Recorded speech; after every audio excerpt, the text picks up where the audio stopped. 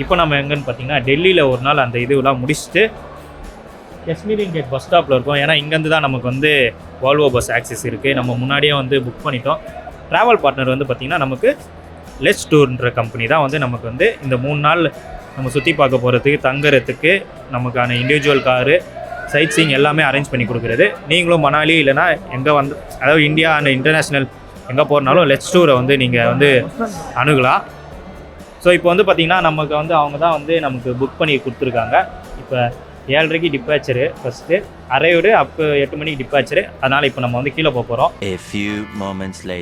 So இதுதான் நம்மளுடைய பேருந்து கனரக வாகனம். கனரக வாகனம் அது லாரியா? அது ஏதாவது வேற ஏதாவது தமிழில் கரெக்டாக சொல்லணும். ஓகே, நம்மளோட வால்வோ பஸ் பேருந்து. ஸோ இந்த பஸ்ஸில் தான் இப்போ போக போகிறோம். எஸ், போயிட்டு நாளைக்கு காலையில் இறங்கும். 12 மணி நேரம் ட்ராவல். நல்லா பார்த்துங்க.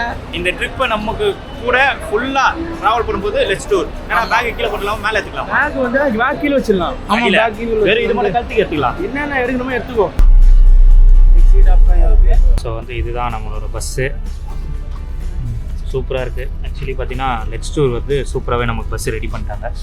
அவனுக்கு 2 பேர் பின்னாடி, நான் முன்னாடி. ஸோ நல்லாயிருக்கு.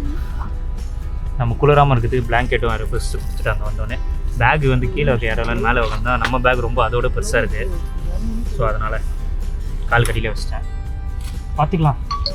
ஓகே, நாங்கள் இறங்கிட்டு நாளைக்கு பார்க்கலாம் காலைல. என்னடா